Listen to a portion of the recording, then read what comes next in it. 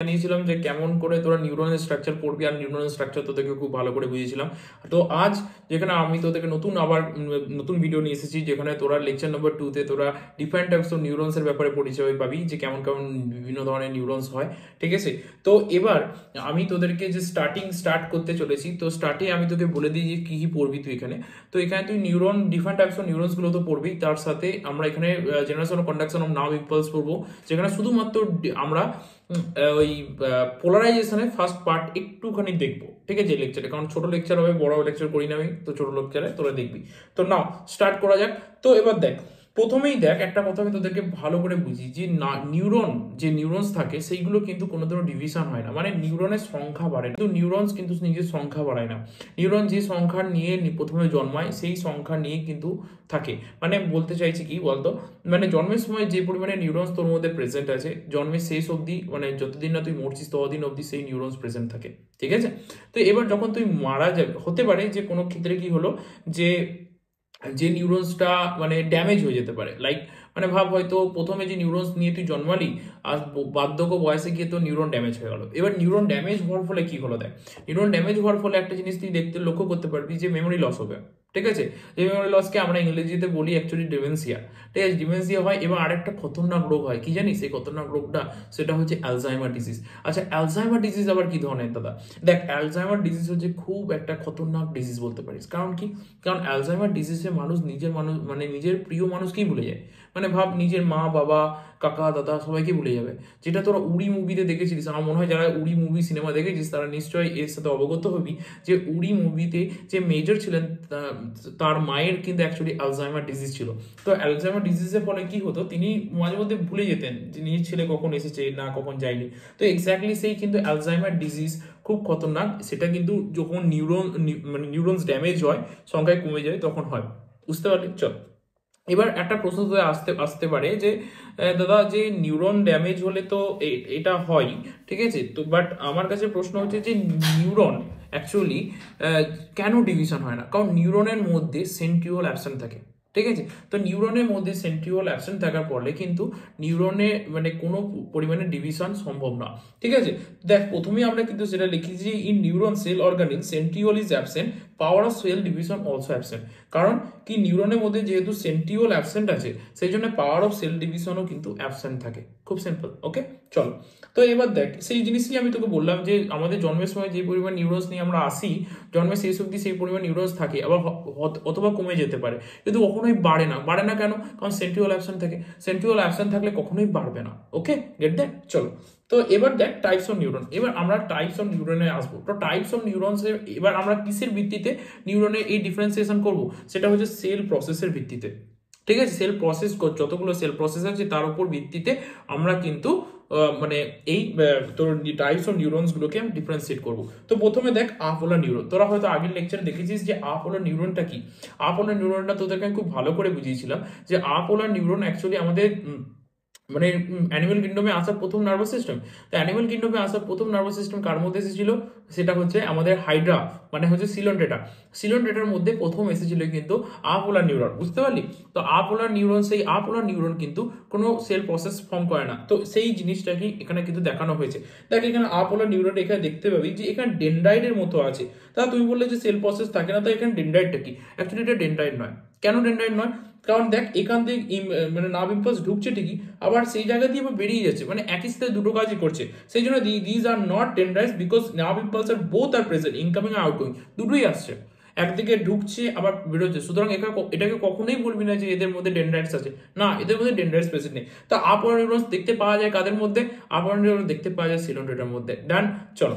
তো এবার দেখ, cell process is not differentiated into dendrite and axon. তো এবার যদি প্রশ্ন আসতে পারে যে আপোলার নিউরনের মধ্যে কিন্তু কোনো সেল প্রসেস থাকে না। ঠিক আছে, সেল প্রসেস থাকে না, অ্যাকশনও থাকে না, ডেনড্রাইটও থাকে না, কিন্তু এখানে যে স্টিমুলাসটা আসে সেটা কিন্তু অ্যাকশন পোটেনশিয়ালের মাধ্যমে আসে, যেটা বোথ ডাইরেকশনে যায়। ওকে, চলো। এবার হচ্ছে ইউনিপোলার। এবার দেখ, ইউনিপোলার জিনিসটা কি? ইউনিপোলার মানে হচ্ছে, ইউনি থেকে বোঝা যাচ্ছে যে ইউনি মানে হচ্ছে একটা পোলার। তো এবার দেখ, ইউনিপোলারে সিঙ্গেল সেল প্রসেস। ঠিক আছে, মানে ইউনি আছে একটা, যেটা শুধুমাত্র অ্যাকশন প্রেজেন্ট থাকে। এবার এখানে তোর একটা প্রশ্ন হতে পারে যে দাদা বলেছিল যে নার্ভ ইম্পালস গুলো অ্যাকচুয়ালি কিসের মাধ্যমে আসে? ডেনড্রাইটস এর মাধ্যমে আসে। তো ডেনড্রাইটস এর মাধ্যমে যদি নার্ভ ইম্পালসেস গুলো আসে, তো ইউনিপোলারে তো আমরা ন্যাড়া মাথা দেখতে পাচ্ছি, এখানে তো কোনো আমরা মানে ডেনড্রাইট দেখতে পাচ্ছি না। তো দাদা কি করে বললো যে এখানে কিভাবে, তাহলে এরা কিভাবে নার্ভ ইম্পালসটাকে ট্রান্সমিট করে? এরা অ্যাকচুয়ালি নার্ভ ইম্পালসটা কিভাবে ট্রান্সমিট করে জানিস? এরা অ্যাকচুয়ালি এই যে মাল্টিপুলার নিউরনটাকে সাথে জুড়ে আছে, এই অ্যাকচুয়ালি এই ডেনড্রাইট গুলো নার্ভ ইম্পালস গুলোকে ক্যাপচার করে নিজে এর যে নার্ভ ইম্পালস গুলোকে ট্রান্সফার করে এই ইউনিপোলারের অ্যাকশনে, আর এই অ্যাকশন থেকেই নার্ভ ইম্পালস গুলো যায়। বুঝতে পারলি তো? মানে এখানে কিন্তু ইউনিপোলারের মানে ট্রান্সমিশনের জন্য আরেকটা অ্যাকশন কিন্তু প্রয়োজন হয়, আর আরেকটা মানে নিউরনের প্রয়োজন হয়।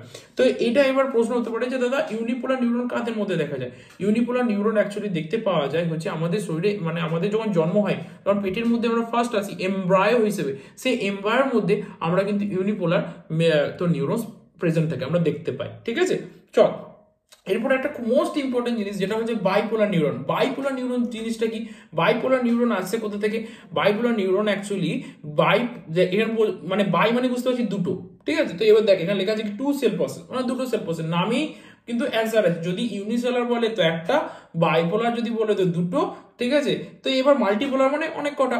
তো এবার দেখ দুটো সেল প্রসেস, একখানা দেখ অ্যাকশন দেখতে পাচ্ছিস তুই, একখানা দেখ ডেনড্রাইট দেখতে হবে। এ দেখ এখানে ডেনড্রাইট, এখান দিয়ে দেখ নার্ভ ইম্পালসেস গুলো ঢুকছে। ওকে, ঠিক আছে। এবারে এটা খুব ইম্পর্টেন্ট কোশ্চেন, এটা খুব বারবার কিন্তু নিটে পড়ে যে বাইপোলার নিউরনস দেখতে পাওয়া যায় কাদের মধ্যে? বাইপোলার নিউরন অ্যাকচুয়ালি দেখতে পাওয়া যায় হচ্ছে রেটিনা অফ আই এবং অলফ্যাক্টরি এপিথেলিয়ামের মধ্যে দেখতে পাওয়া যায়। ওকে, এই কোশ্চেনটা খুব মাথায় রাখবি, কারণ বাইপোলার নিউরন শুধু রেটিনা অফ আইতে দেখা যায়, এটা খুব ইম্পর্টেন্ট, বারবার নিটে কিন্তু জিজ্ঞাসা করে। যাই হোক, তুই যদি এসেই গেছিস ভিডিওটা দেখতে দেখতে, তাহলে আমাকে নিশ্চয়ই সাবস্ক্রাইব এবং লাইক করিস আমার চ্যানেলটাকে, যাতে আমি মোর তোদের জন্য বাংলা ভাষায় সুন্দরভাবে এনসিইআরটি ডিকোড করতে পারি এবং তোদেরকে ভালো ভালো নতুন নতুন ভিডিও দিতে পারি। চল নেক্সট। এবার দেখ মাল্টিপোলার নিউরন, যেটা আগের দিনের স্ট্রাকচারে তোকে দেখিয়েছিলাম যে মাল্টিপোলার নিউরন কেমন টাইপের দেখতে হয়। তো মাল্টিপোলার নিউরন সেই একই জিনিস। মাল্টিপোলার নিউরন তো ভালো করে পড়েছিস, তোদের আর পড়ানোর কোনো দরকার পড়বে না। তো মাল্টিপোলার নিউরন থাকে কাদের মধ্যে? ব্রেন আর স্পাইনাল কর্ডের মধ্যে থাকে। Okay done. আর মাল্টিপল সেল প্রসেস আমি বললাম না, মাল্টিপল সেল প্রসেস, আর many dendrite and one action, অনেক কটা ডেনড্রাইট এবং একখানা অ্যাকশন থাকে। ওকে চলো এবার দেখ সিউডো ইউনিপোলার, নামেই শোনা যাচ্ছে ছদ্মবেশী, এ নিশ্চয়ই কোনো গন্ডগোল কেস করবে। দেখ সিউডো ইউনিপোলার মানে নামে সিউডোর সাথে ইউনিপোলার আছে, মানে ইউনিপোলারের মতো কিন্তু বিহেভ করবে, মানে একটা মাথা তো থাকবেই এর। বোঝা গেল? দেখ ছবিতে তুই দেখতে পাবি ঠিক ইউনিপোলারের মতো একটা মাথা কিন্তু আছে, যেটা ন্যাড়া মাথা, তার সাথে একটা অ্যাকশনও আছে। ঠিক আছে, কিন্তু আরেকটা জিনিস ভালো করে লক্ষ্য করে, এখানে একটা ডেনড্রাইটও আছে।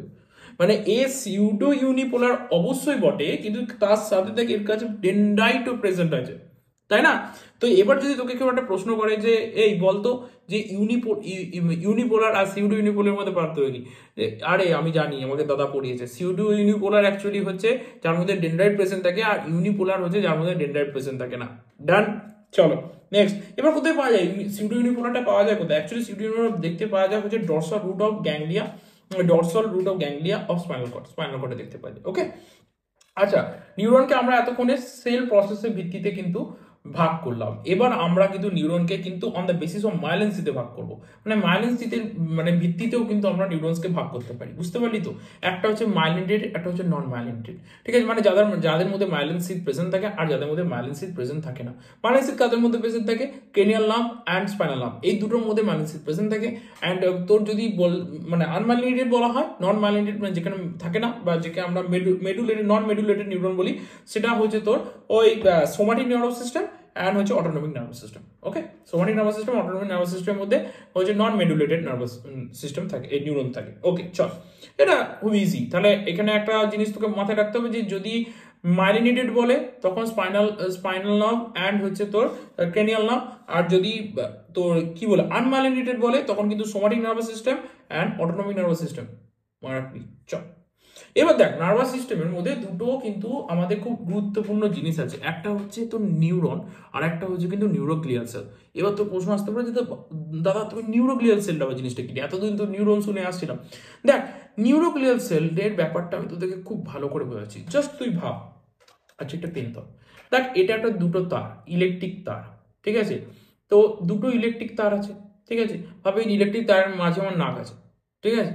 তো এবার ভাব এই নাক থাকার জন্য না এরা দুজনে কাছে আসতে পারছে না, কারণ নাকটা খুব মোটা। ওকে, তো এই নাকটা মোটা থাকার জন্য কি হচ্ছে, এটা কাছে আসতে পারছে না, কারণ আমার হাতে তো আর কি 3টে হাত তো নেই বাবা, আজ কিভাবে দেখো, তো নাকটা আমার মোটা আছে, তো নাক দিয়ে তো দেখায়। তো এবার দেখ, এবার এখানে যে নাকটা আছে যার ফলে এটা কাছে আসতে পারছে না, যদি ভাব এই নাকটাকে আমি সরিয়ে দিই, কি হবে, এই দুটো তার কাছে চলে আসবে। এবার ইলেকট্রিক তার যখন এই দুটো কাছে চলে আসবে তখন কি হবে, কি হবে, মানে যদি ভাব দুটো ইলেকট্রিক তার ব্রাম করে কাছে চলে এলো, আরে শর্ট সার্কিট হয়ে যাবে ব্রো।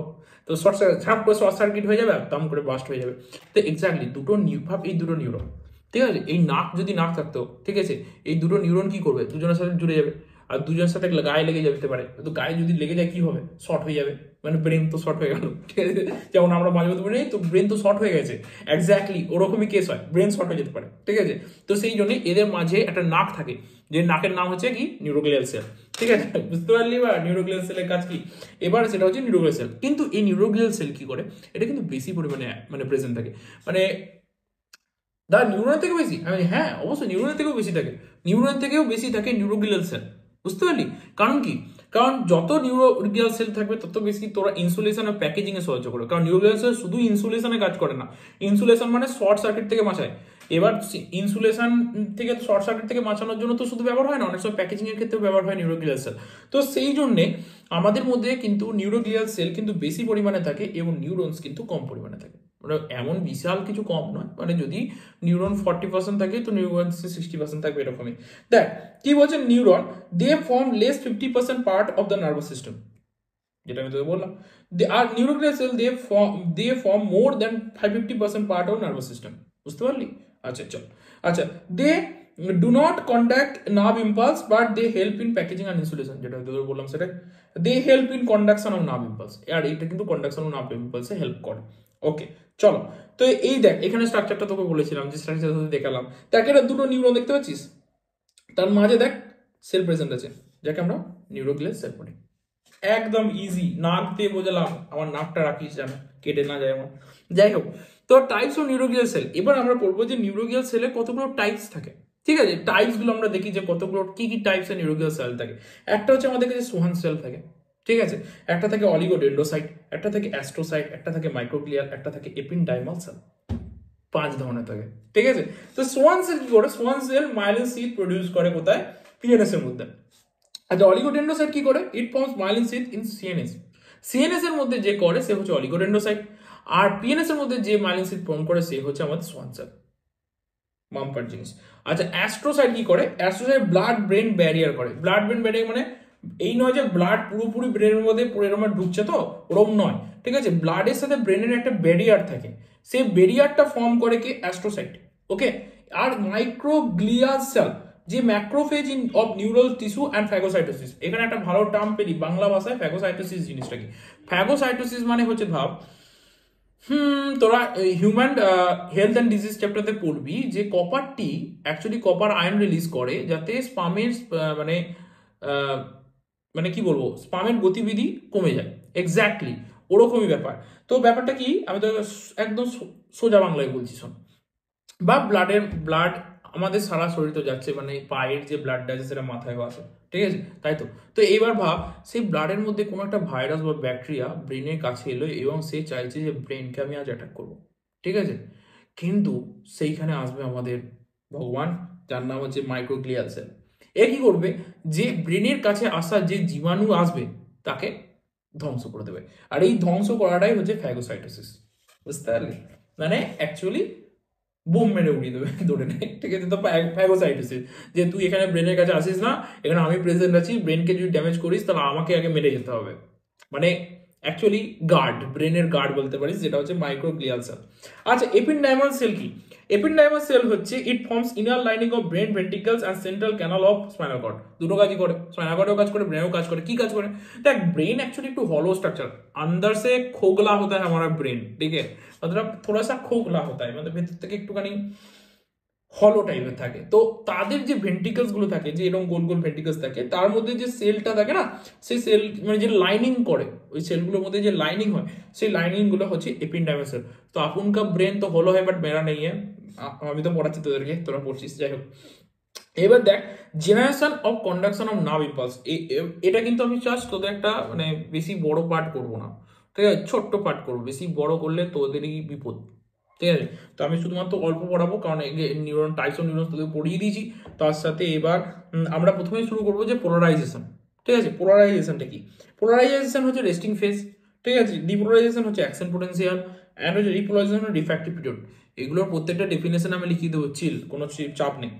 আচ্ছা, জেনারেশন নাম ইম্পালস যদি আমি দেখি, ঠিক আছে, জেনারেশন নাম ইম্পালসে প্রথম যেটা আমাদের ভাগ, যেটা হচ্ছে আমরা প্রথমেই বললাম পোলারাইজেশন।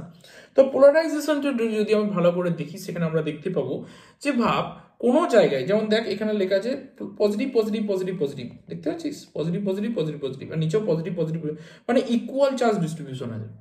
মানে ওপরে যদি 5টা দেখ, 1 2 3 4 5, 5টা যদি পজিটিভ থাকে, নিচেও 1 2 3 4 5, 5টা পজিটিভ আছে, আর একই ধরনের চার্জেস আছে।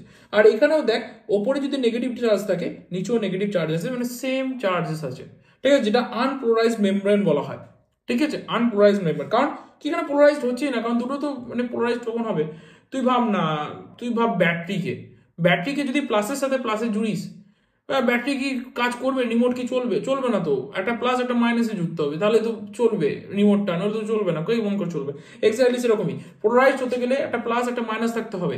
আনপোলারাইজড হলে কিন্তু প্লাস মাইনাস থাকতে হবে না, একই সাইন থাকলেই চলবে। কারণ আনপোলারাইজড মেমব্রেন যদি বলি, মানে ইকুয়াল চার্জ ডিস্ট্রিবিউশন, দেখ সেম চার্জেস, এগুলো কিন্তু সেম চার্জেস। বাবা ভুলে যাও না জানো এগুলোকে, ঠিক আছে, ভুলে গেলেই খেলো। আচ্ছা চলো, তো এবার দেখো যে এখানে দেখো, অ্যাকচুয়ালি দেখ তোরা, যে দেখ এখানে কিন্তু পোলারাইজ মেমব্রেন আছে। পোলারাইজ মেমব্রেন মানে, পোলারাইজ মেমব্রেন দেখ, এখানে প্লাস, এখানে প্লাস, এখানে প্লাস, এখানে প্লাস, নিচে মাইনাস মাইনাস মাইনাস মাইনাস, মানে এটা পোলারাইজড, বুঝতে পারলি, দুটো ডিফারেন্ট চার্জেস। ঠিক আছে, তো এখানে পোলারাইজ মেমব্রেন আছে, আনইকুয়াল চার্জ ডিস্ট্রিবিউশন দেখা যায়। ওকে চলো, এবার দেখ যদি আমি একটা নিউরনের অ্যাকশন এরিয়াটাকে কাটি, কাটাকাটি তো করতেই হবে সবাইকে, চলো কাটো। তো এই যে অ্যাকশন এরিয়াটাকে আমরা কাটলাম, ঠিক আছে, কেটে অ্যাকচুয়ালি এর নিচে গেলাম, মানে একে নিচে মানে মাইক্রোস্কোপ দিয়ে দেখছি, ঠিক আছে, মানে বড় করেছি, মানে প্রচন্ড বড় করলাম, এত বড় করলাম যেটা সব কিছু আমরা দেখতে পাবো। ঠিক আছে চলো, তো এবার দেখ, প্রথমে আমি তোদেরকে এটা একটা জিনিস বলে দিই, এই এই লেয়ারটাকে আমরা এক্সোলেমা বলি, ঠিক আছে। আচ্ছা, আচ্ছা এর ভেতরে যে মানে তোর ফ্লুইডটা আছে, এটাকে আমরা বলি এই যে ইন্ট্রা মলিকুলার ফ্লুইড বা আইসিএফ। আইসিএফ এর ক্ষেত্রে একটা জিনিস মাথায় রাখতে হবে কি, যে এর মধ্যে কে পজিটিভ বেশি থাকে এনএ পজিটিভ আয়নের থেকে, মানে কে পজিটিভ আয়ন এনএ পজিটিভ আয়নের থেকে বেশি থাকে। আর যদি আমাকে এক্সট্রা সেলুলার ফ্লুইড দেখি ইসিএফ, ইসিএফ এর মধ্যে একটা জিনিস মনে রাখতে হবে যে এনএ পজিটিভ বেশি থাকে কে পজিটিভের থেকে। এটাকে লিখে রাখো, লিখে রেখে লাগিয়ে দিও, নাহলে তুমি ভুলে যাবে, আমিও যখন ভুলে যাই সেজন্য লিখে রেখে লাগিয়ে রেখেছি। চলো, তো এবার এখানে যেটা দেখতে পাবি দেখ, এখানে আমাদের কাছে একটা হচ্ছে এনএ পজিটিভ লিক চ্যানেল আছে, একটা এনএ পজিটিভ ভোল্টেজ গেটের চ্যানেল আছে, একটা কে পজিটিভ ভোল্টেজ গেটের চ্যানেল আছে, একটা কে পজিটিভ লিক চ্যানেল আছে। ঠিক আছে, এইখানে যে লিক চ্যানেলসগুলো আছে, সেই লিক চ্যানেলসগুলো কিন্তু নিজে নিজে কাজ করে।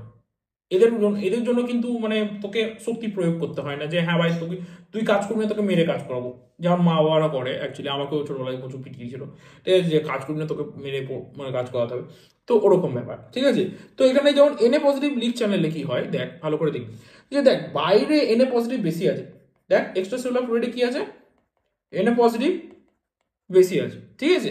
তো এনএ পজিটিভ বেশি থাকার ফলে কি হয়, বাইরে এনএ পজিটিভ বেশি, ভেতরে কে পজিটিভ বেশি, ঠিক আছে, ভেতরে এনএ পজিটিভ কম, তো বাইরের ওই এনএ পজিটিভ ভেতরে আসতে চাইবে, সেই জন্য দেখ এনএ পজিটিভ ভেতরে আসছে, সেই জন্য কি হচ্ছে, এনএ পজিটিভ ইনফ্লাক্স, কিন্তু প্যাসিভলি। প্যাসিভলি কেন? প্যাসিভলি কারণ তোকে কোনো শক্তি প্রদানই করতে হচ্ছে না, ও অটোমেটিক কাজ করছে, ঠিক আছে, এই নিজে নিজেই করছে। সূর্যকে কি তুই ঠেলে তুলিস, ও তো নিজেই ওঠে, তো এক্স্যাক্টলি সেরকমই ব্যাপার, ও নিজে নিজেই উঠছে, নিজে নিজেই ঢুকছে। আচ্ছা, এই জন্য এনএ পজিটিভ লিক চ্যানেল এ নিজেই কাজ করে, কিন্তু তার সাথে দেখ এখানে কে পজিটিভ কিন্তু বেরিয়েও যাচ্ছে, যেটাকে আমরা ইফ্লাক্স বলছি, ঠিক আছে। আর এখানে ভোল্টেজ গেটের চ্যানেল আছে, এই দুটো চ্যানেল যখন তোর দরকার পড়বে তখন তুই খুলবি, নাহলে চাও খুলবো না, ঠিক আছে। আচ্ছা, এখানে একটা পাম্প এক্সিস্ট করে, সেই পাম্পের নাম হচ্ছে এনএ পজিটিভ কে পজিটিভ পাম্প। এই পাম্প থেকে একটা এবার তোকে বোঝাই, শোন পাম্প জিনিসটা কি। তোদের বাড়িতে পাম্প আছে? যদি না থাকে আমার বাড়িতে পাম্প আছে। কি হয় জানিস তো, মানে নিচের জলকে উপরে তোলা হয়, ঠিক আছে। তো নিচের জলকে উপরে তোলে, মানে তোলাটাকে কিন্তু মানে শক্তি প্রদান লাগে, শক্তি ছাড়া তো নিচে জল উপরে উঠবে না। জল কি করে, জল সবসময় নিচের দিকে যায়, ঠিক আছে, জল সবসময় নিচের দিকে যায়। তো সেই জলটাকে যদি তুই উপর দিকে নিয়ে যেতে চাস, তাহলে কি করতে হবে, তোকে শক্তি দিতে হবে, তোকে পাওয়ার প্রয়োগ করতে হবে, তো পাম্পের মাধ্যমে তোকে সেটা বাইরে বার করতে হবে বা উপরে তুলতে হবে। তো সেই জিনিসটাই কিন্তু এবার ওই কাজটা কি নিজে তুই শক্তি প্রদান করে করছিস, তাহলে সেটা কিন্তু অ্যাক্টিভ, সেটা কিন্তু অ্যাক্টিভ হয়ে গেল। ঠিক আছে, যখন তুই নিজে নিজে করছিস কোনো কাজ, ভাব জল নিজে নিজে উপরে উঠে যাচ্ছে, তাহলে সেটা প্যাসিভ। কিন্তু তোকে ঝেড়ে ঠেলে তুলতে হচ্ছে যে ওঠ, ঠিক আছে, তখন কিন্তু সেটা অ্যাক্টিভ, মানে নিজে করতে হচ্ছে, তোকে শক্তি প্রদান করতে হচ্ছে, তোকে খরচা করতে হচ্ছে সবকিছু, তো সেই জন্য সেটা অ্যাক্টিভ। তাহলে এখানে দেখ, যখন Na পজিটিভ ঢুকছে, K পজিটিভ কিন্তু বেরিয়ে যাচ্ছে। আরেকটা জিনিস এখানে দেখবি ভালো করে, যে এখানে ভেতরে কিন্তু নেগেটিভ চার্জ প্রোটিন থাকে, ঠিক আছে। তো এখানে Na পজিটিভ দুটো ঢুকছে, কিন্তু K পজিটিভ দেখ অনেক কটা বেরিয়ে যাচ্ছে, দেখতে পাচ্ছিস। মানে ধর যদি Na পজিটিভ দুটো ঢোকে, K পজিটিভ 10টা বেরিয়ে যাচ্ছে। এবার যদি K পজিটিভ 10টা তোর বেরিয়ে যায়, তো ভেতরে তো K পজিটিভটা বেশি থাকার কথা, সেই জন্য কি হচ্ছে, K পজিটিভকে আবার পাম্পের মাধ্যমে ঢোকানো হচ্ছে। আর Na পজিটিভ যেহেতু বেশি হয়ে যাচ্ছে, সেই জন্য একে বাইরে বার করা হচ্ছে। তো সেই জন্য 3 Na পজিটিভ কিন্তু আবার পাম্পের মধ্যে বাইরে বার করে দেওয়া হচ্ছে, ঠিক আছে। যার ফলে কি হচ্ছে দেখ, ভেতরে নেগেটিভ চার্জ প্রোটিনের জন্য পজিটিভ চার্জ কমে যাচ্ছে, কারণ Na পজিটিভ বেরিয়ে যাচ্ছে। আর Na পজিটিভ বেরিয়ে যাওয়ার ফলে নেগেটিভ চার্জে কি হচ্ছে, এখানে একটা নেগেটিভ চার্জ জেনারেট হচ্ছে, বুঝতে পারলি। এবার দেখ, এখানে বেশি পরিমাণে K পজিটিভ যাওয়ার ফলে বাইরে বেরোচ্ছে, বেশি পরিমাণে K পজিটিভ বাইরের দিকে যাচ্ছে। তো বাইরের দিকে যদি বেশি পরিমাণে পজিটিভ চার্জেস যায়, তখন কি হবে, এখানে একটা পজিটিভ পোটেনশিয়াল জেনারেট হবে। দেখ, এখানে নেগেটিভ হচ্ছে, এখানে পজিটিভ হচ্ছে, মানে এখানে একটা পোলারাইজড মেমব্রেন তৈরি হয়ে গেল, তাই না। পোলারাইজ হয়ে গেল, কারণ ভেতরে যে Na পজিটিভ, মানে পজিটিভ চার্জ, ভেতরে পজিটিভ চার্জ কমছে আর বাইরে পজিটিভ চার্জ বেরোচ্ছে। আমি কি বলছি তোকে, যে এক্সোলেমা, মানে এই যে এক্সোলেমা লেয়ারটা আছে, এই জানিস তো মোর পারমিবল ফর K পজিটিভ, মানে মানে এ বেশি পরিমাণে K পজিটিভকে তাড়ায়, ঠিক আছে। আর মানে কম পরিমাণে তোর Na পজিটিভকে ঢোকায়, ঠিক আছে। এবার যদি ভাব, কেউ যদি বাইরে বেশি পরিমাণে পজিটিভ চার্জ বার করছে, তার মানে তার বাইরের লেয়ার বেশি পরিমাণে পজিটিভ হয়ে গেল, পরিষ্কার কথা। যে এবং বাইরের লেয়ার বেশি পরিমাণে পজিটিভ হওয়ার ফলে ভেতরের লেয়ার নেগেটিভ চার্জ হয়ে গেল, কারণ নেগেটিভ প্রোটিন প্রেজেন্ট আছে। এক্স্যাক্টলি এরকম ভাবেই তৈরি হলো কিন্তু পোলারাইজেশন। এইটা হচ্ছে তোদের কিন্তু মানে পোলারাইজেশনের পার্ট, যেটা তোদেরকে আমি একদম ভালো করে দেখালাম, ঠিক আছে। এবং তার সাথে আরেকটা জিনিস আছে, দেখ এখানে একটা মানে তোর ভোল্ট মিটারের মতো, ঠিক আছে, মানে যন্ত্র থাকে, যেটা -70 মাপে, ঠিক আছে। এটা এমন কিছু বিশাল ব্যাপার নয়, ঠিক আছে। তাহলে আমরা কি কি দেখতে পেলাম ভালো করে দেখ, যে এখানে যে এই চ্যানেলসগুলো থাকে, যে Na positive leak channel, K positive leak channel, Na positive voltage gated channel and K positive voltage gated channel, this all are passively, মানে এরা প্যাসিভলি কাজ করে, ঠিক আছে। কিন্তু এখানে যে অ্যাক্টিভলি কাজ করে কে, Na positive K positive pump.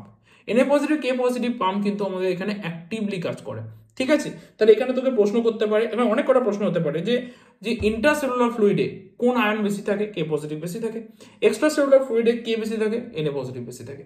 ডান, ওকে, চলো। তাহলে আমরা আজকে কিন্তু অনেক কিছু শিখলাম, যে ডিফারেন্ট টাইপস অফ নিউরনস, ঠিক আছে, কেমন কত ধরনের নিউরনস হয়, নিউরনস কেন ডিভিশন হতে পারে না, ঠিক আছে, কেন হয় না ডিভিশন, এগুলো সব আমরা জানলাম, ঠিক আছে। এবং আমরা বিভিন্ন ধরনের নিউরন পড়লাম, যেটা সিউডো ইউনিপোলার, নর্মাল ইউনিপোলার, ঠিক আছে, এবং তার সাথে আমরা আপোলার পড়লাম, যেগুলো তোদের ক্ষেত্রে ইম্পর্টেন্ট ছিল। বেশ, ঠিক আছে। আমি আর কি বলবো, আবার নতুন ভিডিওস নিয়ে আসবো, যেটা এর পরের পার্টটা থাকবে, যেখানে আমি পুরোপুরি তোদেরকে generation and conduction of nerve ইম্পালসেসটা পুরোটা পড়াবো। তো চিন্তা নেই যে এই স্ট্রাকচারটা দেখে তোর ভয় পাওয়ার কিছু নেই, এর ব্যাপারে আমি সব লিখিয়ে দেবো। আর তোরা এর সাথে এনসিইআরটিটা পড়তে থাক, এবং যত পড়বি তো তোরা বুঝতে পারবি যে এনসিইআরটিটা তোদের কাছে ক্লিয়ার হতে লাগবে। এবং তার সাথে আমি এক কাজ করব, এটার যদি এবারে এই জেনারেশন নার্ভ ইম্পালসটা পড়ানোর পরই তোদের একটা এনসিইআরটির মানে লেকচার নিয়ে চলে আসবো, বুঝতে পারলি। চলো, থ্যাংক ইউ। আবার আসিস, আবার দেখতে আসিস যেন এই ভিডিওসগুলো, যত তোরা দেখবি তত আমি মোটিভেটেড হব এরকম ভিডিও বানানোর জন্য। থ্যাংক ইউ, চল টাটা।